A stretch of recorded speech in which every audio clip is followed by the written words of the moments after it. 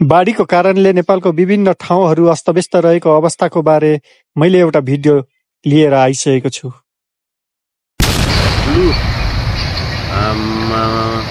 हेर त के भएको नि यस्तो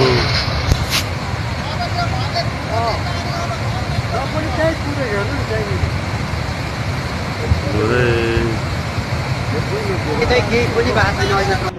उतातिर त केही भएको छैन, यतातिर यो यताउता गइहाल्यो, पुललाई केही पनि भएको छैन। अब नेपाल जान मान्छे त